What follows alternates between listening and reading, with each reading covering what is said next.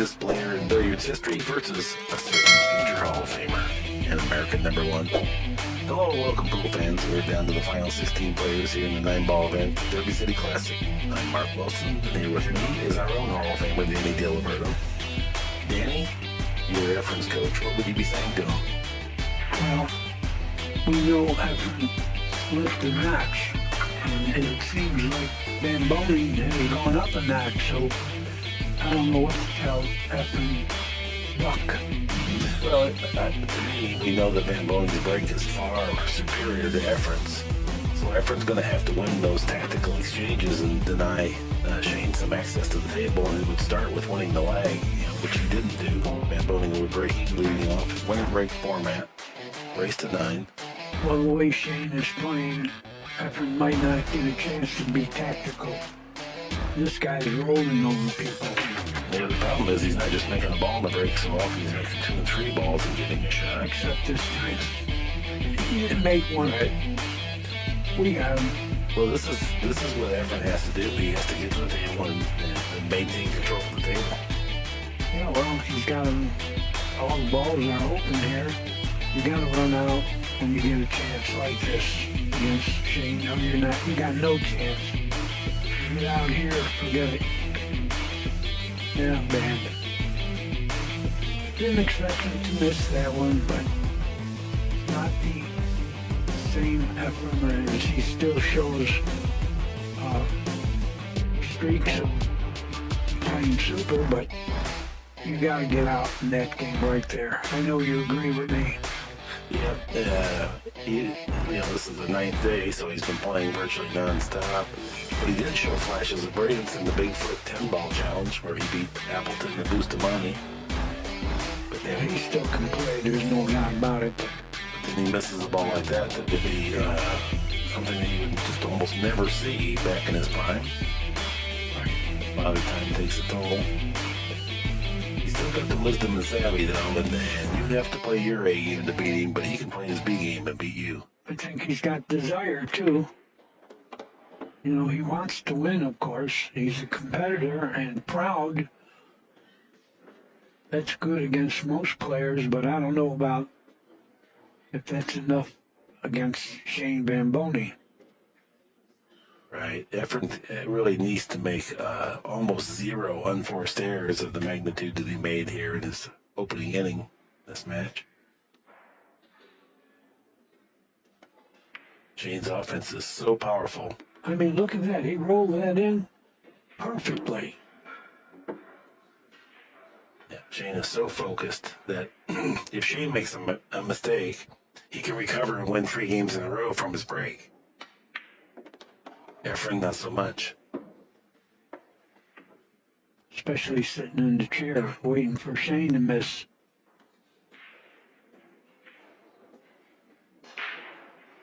Well, he's got a little work here to the 6.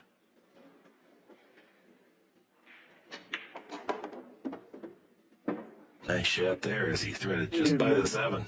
Yeah, if you got an angle.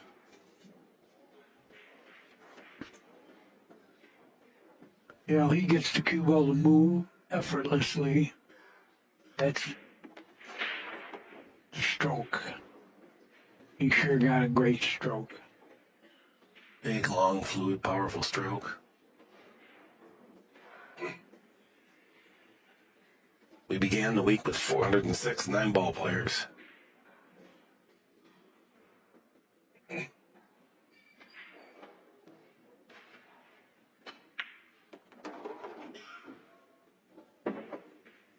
Oh, he's got a little angle.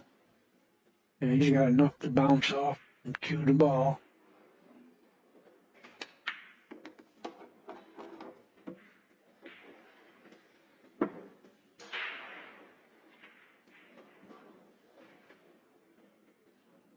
Boning was the runner-up in the Bigfoot 10-ball challenge. And he goes on and wins the very first track in this match. Yeah, he lost to Jason Shaw. So did a lot of other people. Shaw's playing very well, but he isn't playing well. He doesn't look as good as Shane does when Shane is playing well. You agree with that? Yeah, because Shane's a little bit more of a complete player, Yeah. you know, in terms of the kicking and the More- tactical side. More and, finesse and right. But when Jason Shaw gets an open layout there, there's nobody to shoot straighter. And Jason Shaw's only 27. Shane is his senior by 7 or 8 years.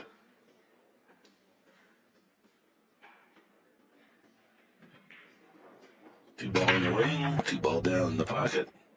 Two hops, cue ball got an ugly kiss there. well, he didn't scratch, but he's not going to be able to do much. But look where the 3 is. I mean, he could just cinch the 1 and fall on the 3. I mean, cinch the 1. He's on the rail. This is not a cinch. But he doesn't have to do anything for position. Yeah, what you need is just roll it in. Don't try Right. to be cute and just accept a tough shot on the 3. Yeah. He's going to just crawl it to the pocket. Oh, he had a little angle that we I couldn't guess, see. Yeah, and he's got the side pocket too. I thought he had only the corner. But he's got the side. The 4 is not far away. Once again, it's one of those little nether positions where you have to finesse just a little something. Maybe he looks like he might be stunning between the 4 and 5. He's in trouble. Well, he's not snookered though. Yeah, that was that little finesse shot, and we can't be critical. He hit the heart of the pocket with it, but didn't get the cue ball another 4 or 5 inches past it, or if it had been just a little bit stronger, it would have bumped free of the 4. He's kind of examining. Looks like it's too far to try to throw into the pocket. Yeah, it's very far off. So I think we're going to see a safety.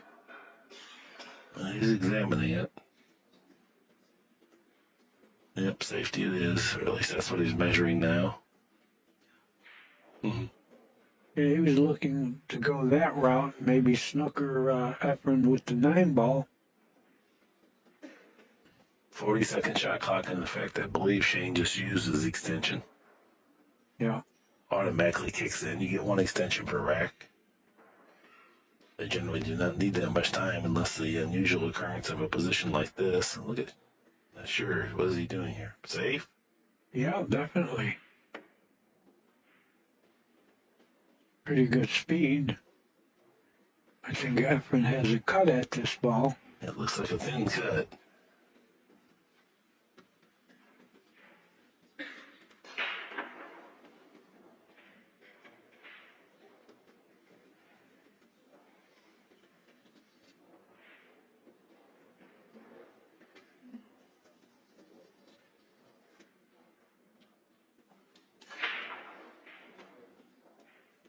Okay, Efren looks like he's stealing his resolve to cut at this ball. No bargain here. No. Position is tough. The shot is tough. We could just make it. That would be huge. Oh, he made it. Okay. He got position. That's a Yeah. good shot. Yeah, he's not helpless just because he's got another couple of No, years on and him. he's definitely not intimidated by anybody. No. No, he's got that wealth of experience that it's only hard earned. Nice shot. Yeah, he still makes all the shots and knows all the shots. He's better than anyone, can kick. It's just sometimes his execution fails him just a little bit. And it's just one of those things. Maybe a player slows down with the age there a little bit. Focus is not quite as intense. The ball that Efren missed to open the match, that was just so uncharacteristic by comparison to what it was years back. It almost never happened.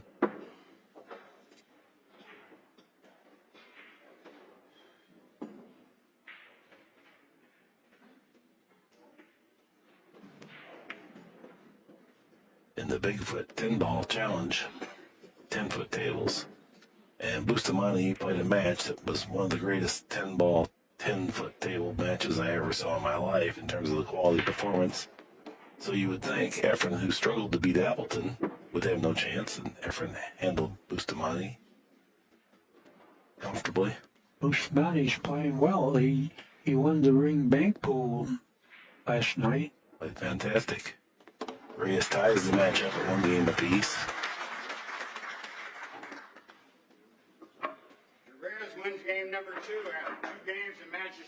Give it, say it was a quality. I think I can help them greatly. I think I could. And what would your course of action be? A couple ideas. Well, I would get them a little livelier, a little more colorful. But I believe in that. The people want to see color. I mean, you can't be a dull player playing real slow. I would speed everybody up that I could, make it more entertaining for the public, because that's what we need in this game. Everybody wants to mess with rules and all. It's not what we need. We need to figure out how to get people watching it and interested in it. Anyway, I give a lot of thought to that stuff. Reyes made the wing ball. He's going to cut it to one. He's going to have to collide the cue ball into the two. It's going that way. I don't think he'll miss those two balls. This is his field of expertise, speed and direction. He overcutted the hair. Oh, he's lucky he caught the pointer. He would have been dead snookered. So he could have hit this ball. I think he can cut it to the rail and leave distance. That's it. I don't think he has a shot at it. I think it's going to be one of those tactical things that he's renowned for.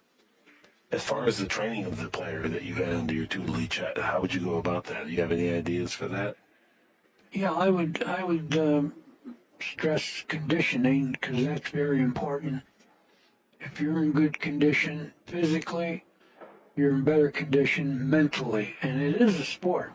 I put a pedometer on my foot in an 8-hour 9-ball session, and I walked 11 miles.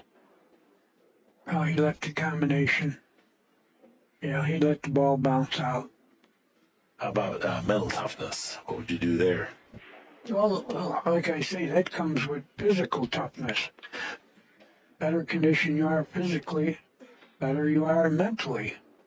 I would be pretty strict on drinking or anything like that, and not having meal before a match.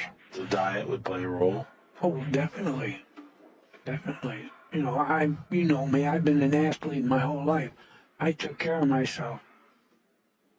Yeah, you gotta be in good physical condition to be in good mental condition. You gotta be to just practice your break like Van Boening, 2 hours a day. No, seriously. I don't know if that would have helped. No, I'm saying if you do that, do what he does when you see his break, it's not something that happens by accident or God-given talent. Yeah, I would say watch Van Boening. That's how I would help him with the break, just by having him watch Van Boening. He teaches, or he trains like an athlete and teaches us by example as opposed to by word. And he's not afraid to help players, even though they're competitors. In the old days, I won't mention the name, but certain top players wouldn't tell anybody anything because they were afraid it would come up against them in a match. I know that for a fact.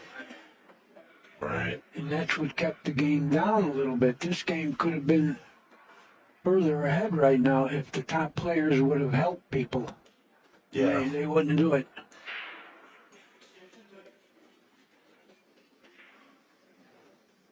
Well, this Van Boening, he's got to be thinking about playing safe. He's thinking about if he can duck the cue ball down below the 7 and 9. Now it looks like he might be thinking about cutting it. No, I don't think so. it's hard to tell. Safe. So Go behind a 9. Oh, I was wrong. Look what he did. I don't think he played that, do you? I do. Look at the speed You think that he he played it off the ball? Yes, I do. Oh, boy. Because look at the speed he played that with. You needed that kind of speed. That speed was not going to lead to a safety. He knows it's going to clatter off of those balls. It's a great shot.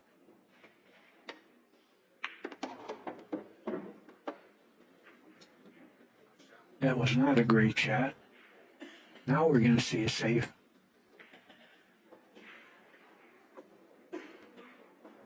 I'm afraid the people that heard this question you gave me, they're going to want to know who the old-time players were that were selfish.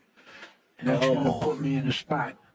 Well, then, I hope they're wondering how they could hire you and what they could offer you. So, as a trainer, because I know you would help them. I know I would. Good shot there. Wow. Made a lot happen there with very little other than good speed control. I think Efren could hit the paint on this ball. I think he's going to kick 2 rails. Yeah, I can't see it. What I'm saying is hitting the paint from here is so difficult. He can't hit it. He's down looking anyway, so maybe you're right. He can hit the paint, but Well, I think he could do a rail first, but he's looking to kick at that part of the ball. You know, if he hits this ball fairly well, I mean, a lot can happen. You know, the 9 is going to be a helper. right. Might even make the 9.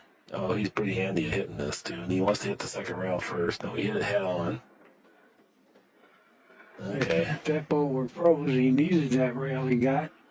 It's not going to help him right now. Van Boening rewarded for a great safety. Yep. But Efren really kicked bad there. He hit that ball full. Yes, but I mean, you know, there's some negative expectation because he had to kick 2 rails or 1 rail at that. So. Oh, it was not a hanger, but he would have been better off hitting that ball thin. But that's no brilliant remark.